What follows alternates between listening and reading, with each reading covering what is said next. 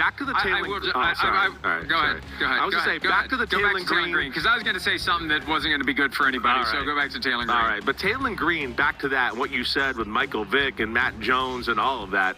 I mean, not only in the comparisons and what you saw there, he's 6'6".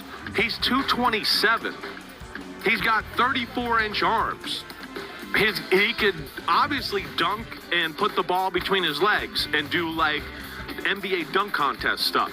The broad jump, I mean, he broke the system almost as far as what quarterbacks are expected. And let's just say this, there's stuff you can see on film, and you know I'm early, where I've only watched, like Taylen Green, I watched 30 plays last week just to get a...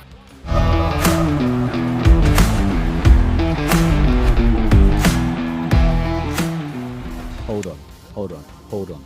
Did you just watch that? Did you just watch a 6'6", 227-pound human being post a 4.36 40, a 43.5-inch vertical, and an 11'2" broad jump, all combined records for a quarterback, and then get drafted to compete with Shedeur Sanders in Cleveland? Because I need you to understand what is happening in that Browns quarterback room right now. This is not a quiet summer. This is not a calm, organized depth chart situation. This is 4 quarterbacks, 1 starting job, and a head coach who just told the world that nothing is settled and competition is the name of the game. Welcome to Overtime Reports. I'm your boy Dre Fiver, and today we are breaking down the Taylen Green pick, what it really means for Shedeur Sanders, and why the Cleveland Browns just made their quarterback situation simultaneously more exciting and more chaotic than it has been in years. Buckle up. Let's start with the pick itself. With the 182nd overall selection, the first pick of the 6th round, the Cleveland Browns selected Taylen Green out of the University of Arkansas. And on the surface, people looked at that and said, 6th round quarterback developmental pick, nothing to see here. But I need you to slow down before you dismiss this, because Taylen Green is not your average day 3 dart throw. At 6'5" and 227 pounds, Green posted a blistering 4.36-second 40-yard dash at the combine, the second fastest time ever recorded for a quarterback, along with a 43.5-inch vertical jump and an 11'2" broad jump, both all-time records for the quarterback position. His overall athletic score ranked 3rd among every single prospect in the entire 2026 draft class from all positions, not just quarterbacks, all 300-plus players evaluated, and he ranked 3rd. That is not a guy you just sleep on because of his round number. That is a specimen. Now, I want to be completely honest with you. Taylen, can you address what is your familiarity with Shedeur Sanders? Do you guys know each other very well? Have you been around each other at other places or whatnot?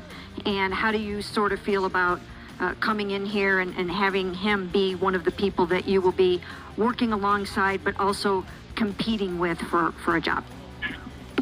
Yeah, I mean, I know of him. I don't have like a personal relationship with him. We played high school in Texas, so we went to similar camps. The UA All-American camps and things like that. That's how I know of him. But like I said, don't have a personal relationship. But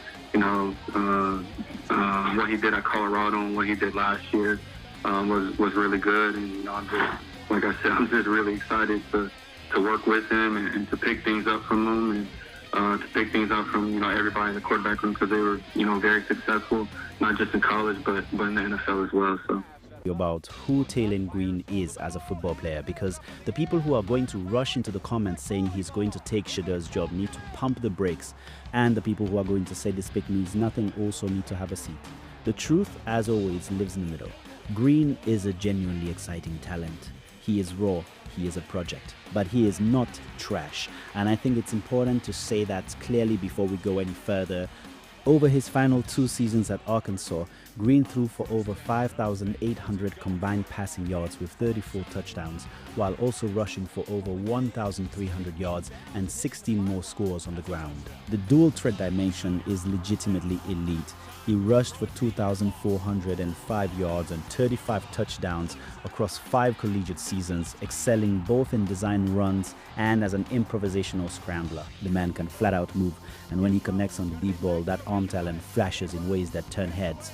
But here's where we have to keep it real. The turnovers have been a significant problem throughout his entire college career. Green compiled 59 touchdowns and 35 interceptions across 53 college games and committed 37 turnovers alone in his final 2 seasons at Arkansas. 37 turnovers in 2 seasons, that is not a small detail. That is the whole conversation about whether he can ever be a starting NFL quarterback.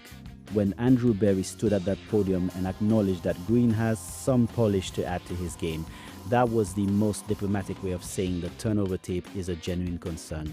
Green himself admitted it directly after the pick, saying he needs to clean up his footwork and get his eyes and his mechanics working together. At least the kid is self-aware. Now let's talk about what Taylen Green actually said about Shedeur Sanders after he got drafted, because this is the part of the story that I find genuinely interesting. Because when a new quarterback comes into a room where the starter is already established, or at least presumed to be established, the way that new guy talks publicly tells you a lot about his mindset. And Green kept it classy and kept it real at the same time. Green said that while he does not have a personal relationship with Sanders, he knows of him from high school camps in Texas, and described what Sanders did at Colorado and during his rookie year as really good. He expressed genuine excitement to learn from Sanders and from everyone in the quarterback room. That is the right answer. That is a 6th-round pick who understands his role in year 1, who is not coming in hot with chest-pounding energy, and who knows that the fastest way to earn opportunity in the NFL is to be a great teammate first and let the work speak later. And Dre's personal take on that, I respect it. I genuinely respect it, because we have seen plenty of rookie quarterbacks come in with an inflated sense of their own timeline, and it almost always backfires. Green is humble, he's hungry, and he clearly did his homework on the room he is walking into. That tells you something about his makeup, and makeup matters enormously for developmental quarterbacks. Now let me explain why this pick actually matters for Shedeur Sanders' situation more than people are giving it credit for. And it is not about Taylen Green taking the starting job. Let me be crystal clear on that. Green is not walking into training camp and beating out Shedeur Sanders for the QB1 spot in year 1. The Browns quarterback battle is widely viewed as a 2-man race between Sanders and Deshaun Watson, with Dillon Gabriel still in the room as a 3rd option. On paper, Green enters well outside the starting conversation, and Monken is a long shot to significantly factor him into the depth chart battle this season. But Monken himself left the door open on creative usage, saying that having an athletic quarterback who can throw the ball is critical to having success, and that he would put Green in situations to help the team win if he earns that opportunity. So here is the real message behind this pick. Andrew Berry has now drafted 3 quarterbacks in 2 years. He drafted Shedeur Sanders, he drafted Dillon Gabriel, he drafted Taylen Green. He still has Deshaun Watson under contract. That is 4 quarterbacks competing for 1 job. And what that tells me, what that has always told me about how Berry operates, is that he does not believe in coronations. He does not hand out starting jobs. He does not care about draft position or guaranteed money when it comes to building the depth chart. Sanders no longer carries the same untouchable upside he had walking into his rookie season. After an inconsistent 2025, the margin for error has shifted, and the Browns' approach makes it clear they want competition to drive clarity, not assumptions to dictate rules. That means nothing is given to Shedeur. Everything must be earned. And adding Taylen Green to that room, even as a developmental piece, is another reminder from the front office that they are constantly evaluating every option available. And here is why Shedeur Sanders wins this competition. Not eventually, not over time, this year. Shedeur Sanders wins this quarterback battle, and I am ready to put that on record right now. Because what makes Taylen Green dangerous, that athletic freak show of a body, that explosive lower half, that 4.36 speed, is exactly what Shedeur Sanders does not need to be. Shedeur Sanders is not competing with Taylen Green on the track. He is competing with him in a pocket, and in a pocket, it is not even close. Sanders' accuracy, his processing speed, his ability to go through progressions and get the ball to the right place on time, those are Tom Brady adjacent traits in terms of the mechanics and the footwork. That is what separates elite pocket passers from incredible athletes who happen to play quarterback. Green has the body of a superhero. Sanders has the mind of a chess grandmaster at the position. And in Todd Monken's offensive system, a system built around timing, route combinations, and precision, that mental processing is worth 10 times more than a record-setting vertical jump. The turnovers tell you everything you need to know about where Green is developmentally. His passing stats were described by multiple analysts as mediocre across 4 years as a college starter, with a longer, shoulder-level throwing motion that leads to inconsistencies and raises questions about his long-term viability as a pure passer. Contrast that with Shedeur Sanders, who entered the league as arguably the most polished pocket passer in his draft class, with mechanics refined under his father at Colorado, and a command of the position that routinely drew comparisons to top-tier NFL starters in terms of technique. These are two entirely different types of quarterback. And while Green's ceiling as an athlete is genuinely intriguing, the ceiling as a starting NFL quarterback requires the kind of precision and decision-making that takes years to develop, years that Shedeur already has a significant head start on. Now, let me give you the big picture on what the Cleveland Browns are actually building here, because I think the Taylen Green conversation fits into something larger that deserves recognition. This 2026 draft from Andrew Berry was genuinely impressive. Berry intentionally traded down from a 5th-round pick and added Denver's 6th-round selection specifically so he could go back and grab Green, meaning this was not a happen-to-be-available dart throw.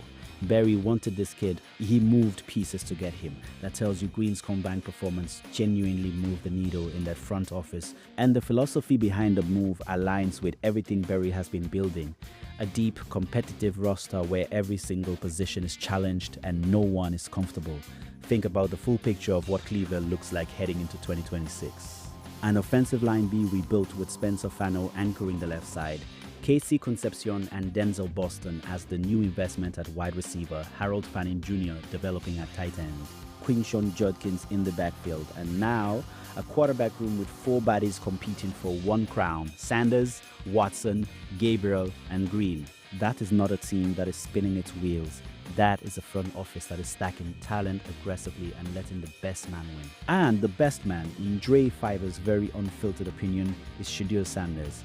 Monken has said publicly he wants to set a depth chart sooner rather than later, and everything about the system Monken runs favors what Sanders does naturally. The quick game, the timing routes, the pre-snap processing, that is a Shedeur Sanders offense. Green adds a fascinating wrinkle, but the job belongs to Sanders to lose. The Taylen Green pick is simultaneously a compliment and a challenge to every quarterback in that building. It is Andrew Berry saying, "I love what I have, and I am going to keep pushing all of you anyway."